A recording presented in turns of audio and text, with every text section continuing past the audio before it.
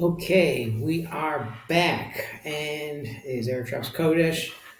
We changed the clock in Eretz Yisrael last week, so you're getting this to an hour later, I guess, from your perspective. Um, I guess that's fine.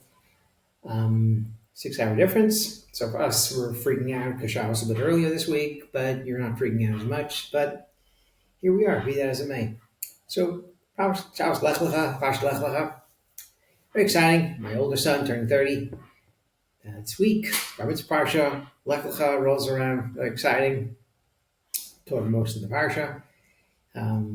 So, Lecha is always a special Parsha. It's also the last Parsha I leaned the first Aliyah. The first Aliyah, I could do all of them, but lech lecha, somehow in Staten Island, every time lech lecha rolled around, someone else took the first Aliyah Monday, Thursday. So I think the last Parsha I ever really leaned was lech lecha. Okay, so interesting.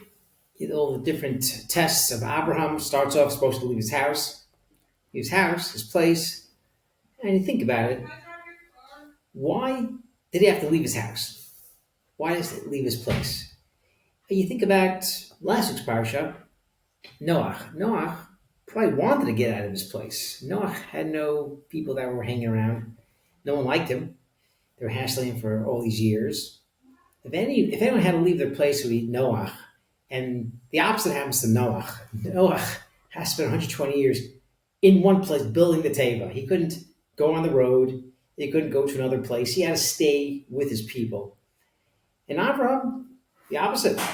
Once Abraham recognizes Hashem, 875, Hashem says, you got to get out. You got to leave.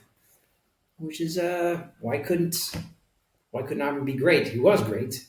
Why couldn't he stay in Haran? Why couldn't he stay where he was? What's the importance of going from place to place? Because even when he goes to Eretz Yisrael, he has to leave Eretz Yisrael to go to Mitzrayim. So we don't see that there's a permanent fix for Avram to kind of go to Eretz Yisrael because it didn't happen. So Mari Naim, and say Rabbi Shem time, Mari Naim has an interesting idea that a person has to go on the road. You have to go on the road. You have to go to places and you have to speak to people and try to reconnect with these people. Try to take this, something called these midos that are nefulin, they're fallen midos. Hashem puts these midos in the world. There's ava, there's yira, there's chesed, there's all these things in the world. And unfortunately, they get perverted. They get turned around. And we see this, unfortunately, every day. Some people, they love the wrong things. Love is from Hashem. Hashem created Yira. Hashem created love and Chesed and Gevura and all these things. Hashem created these midos. But unfortunately, it's perverted. It's nefulin. It's fallen down. Some people, they love the wrong things. Some people love, animals more than people. Some people will tie themselves to a tree, but can care less about someone doesn't vote with them. So we see this. We see some people love the Mets as opposed to loving Torah or something. So there's things in the world that are messed up. Love, and our job, and Avram's job, let's start with Avram's job. Avram's job was to work on this. Avram Ahovai. Avram is called in the Navi, he's called Ohavai, the loved one, my loved one. But only at the end he was the loved one. He wasn't before. Meaning, Avram could not fulfill his Gadla Shemecha. Hashem couldn't make his name great. Avram couldn't be great unless he took his act on the road.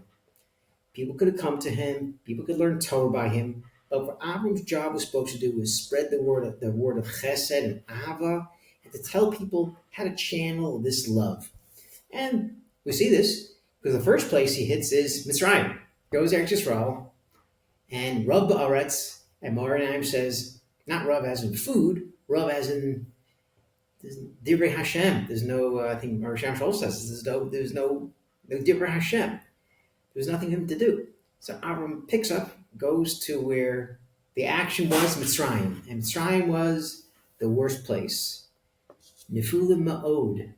Especially Mitzrayim. Shtufei Zima. They were known for Shtufei Zima. Ad Kedei Kach, they have to hide Sarah. I don't know what's going to happen with Sarah. So it's such a bad place. You got to hide the women. And this is the place. It's not going to place that Avram has to go to make himself great and start him on the path of being great. Go to a place where people are worshiping, they love the wrong things, they're in Zima, they really have no idea what it means to love properly, no idea what love means to love Hashem. And you're going to go to this place, this low place, and that's what's going to make you great. So therefore, Mari Naim says, Avram couldn't do this in his house. He couldn't do this in his place. His greatness came from helping people with this midah, and that's what Avram does.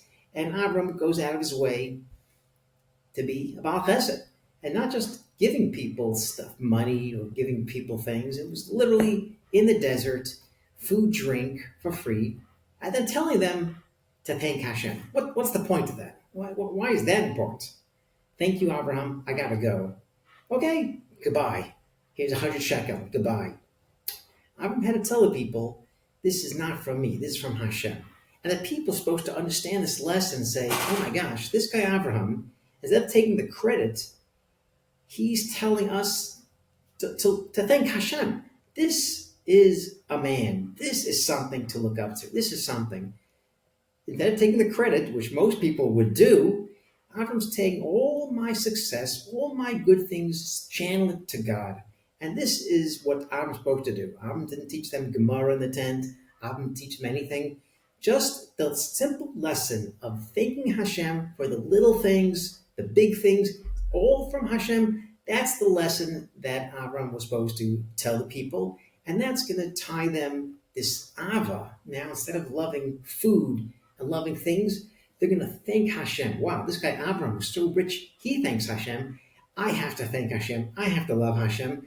And this idea of connecting with the people on this base level is a really important idea. Think about it. A lot of tzaddikim, a lot of rabbis, they're great when it comes to shul. How many rabbis, again, homework, when was the last time a rabbi came to your house? When was the last time you had a problem and the Rav came to your house? Or you saw the Rav in the street and the Rav took time out to speak to you, speak to your children, to go down to your level, go down to your neighbor, go down to your house, as opposed to talking for a few minutes in shul. That's something. And Avram, that's the lesson of Avram. And Maranaim says, this is a very important idea. He says, I gotta tell you, very important, that this is not just a small thing. This is davar gadol be'inyan zeh. This is a big deal. When a person feels that they are low and they're feeling away from Hashem, this you feel far away. This is where you have to strengthen yourself to be close to Hashem. It's those times, the dark times, the rough times. This is when you have to really concentrate and not give up and to be strong with Hashem, have moon in Hashem. Exactly this time. It's in the low times, the low places. This is where you have to strive and be strong. Whether you're going on the road, let's say Richmond, Indiana, for example, you have to, oh my gosh, there's no shul, there's no coach. These are the times you have to feel very strong and gain from these places, because these are the places that you're going to grow. And that's what makes Avram great. He would not have been great if he stayed at home. He would not have been great if he stayed in his own place. He became great by being on the road and connecting to people on their level. We have a guy in our community, Brooklyn Ross, who goes out of his way, mattresses and beds, whether it's for soldiers, whether it's for poor people, they don't have mattresses or beds. This guy goes around and he collects mattresses and he distributes it for people who don't have. We had a high riser, and the dude came with a drill with his son. They took apart the whole thing. They schlepped the mattresses up. Yeah, I wasn't there. I wasn't going to help. That's chesed. Doing things on their level. Anyone can kind of give 20 shekel or $10 or something, or $1 out of your pocket. That's easy when they come to you. Going out to them in their places, what they need, that is chesed. And that's the idea of what Avram is trying to, what makes Avram great. And this is supposed to awaken not just the love of the people, but the love of Abraham. Abraham would not have felt this, the same love to Hashem, by staying in his place, by helping people, getting them to love Hashem. This is going to make Abraham great, and that's why Abraham Ohavai and Mugin Abraham. And this is really to connect people where the bracha is Magen Abraham. Because at the end of the world is supposed to start with chesed, even though there's din in the world, but the main part of the world is chesed, and we're supposed to now channel the love and the ahava, these traits, only to do the special love that Hashem wants us to love and do the thing Hashem wants us to do. And with that, Shabbat Shalom.